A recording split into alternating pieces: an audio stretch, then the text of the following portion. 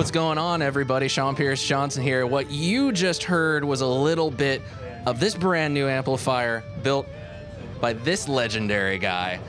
Michael Soldano is here to talk to us about the future of Soldano, which, first off, thank you so much for taking the time to talk to me. You're welcome. You're welcome. It's an absolute honor to get a chance to meet the guy that has made this amplifier. The first time I actually ever played a Soldano, I was 15 years old and was actually in a guitar shop in Seattle. Had never played. Oh, wow. Had never played a Soldano before. Had never seen one in person before. And the guy said, "No, you gotta come over here. You gotta check this one out. This is like what we do here."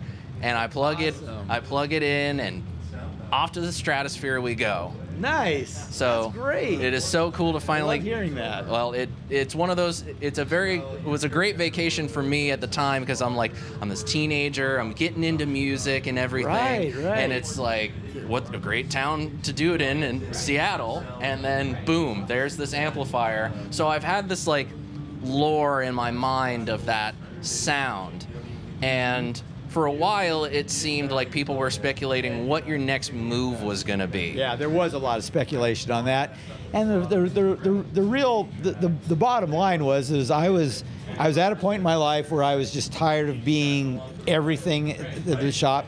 I was the accountant, the bookkeeper. I was, doing payroll. I was doing all that stuff and still trying to build amps and still trying to design stuff. And I got tired of all that day-to-day business stuff. And so I needed a break from that. And so I teamed up with these guys at Boutique Amps, and trust me, I looked long and hard for who I wanted to pass on my baby to, so to speak.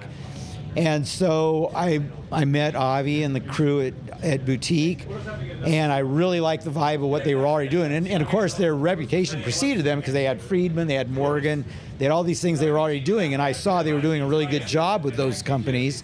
So I decided these are the guys to go with. And so about this time last year, I closed down my manufacturing in Seattle, and I teamed up with Boutique. And so, of course, everybody thought the sky was falling, it's the end of the world, blah, blah, blah. But basically, I just needed a break, and we needed the time to figure out what the future Soldano was going to look like. Right. So what we did is I ceased production. I got working with these guys, and we decided the first thing we need to do is bring back the legacy, the flagship, which of course is the SLO-100. Right. And then we wanted to have a really good complementary amp to go with it. And so the SLO-30 was the perfect choice, the perfect idea. So those are the first two projects we've done together, that and the speaker cabinets. And right now we're working on a couple little pedals, and we're redesigning the Supercharger GTO. I know quite a few people that are really excited about the prospect of that. Yeah, it's going to be really awesome, because it was already an awesome pedal to start with. Now we're adding a second channel to it. It's going to be really cool. Mike's speaking my high gain language here. So you mentioned the 30, which is what we heard a little bit at the top of the video. Let's talk a little bit about what goes into the design of the SLO-30, what you've kind of taken from the 100 and made into this smaller format. So it is basically, it's all of what's in the 100 with a 30-watt power section. We didn't really change anything. It's the same preamp circuitry, same effects loop. And by the way, I want to mention the new amps have an improved, we've evolved a little bit, and we're now building a real modern effects loop. It's post-master volume. It works with pedals as well as rack gear, which I don't know if you've ever read any of the stuff in the past, but I never could seem to please everybody with my loops. Some guys loved it, some guys hated it, but it was really designed for pro audio rack stuff all along.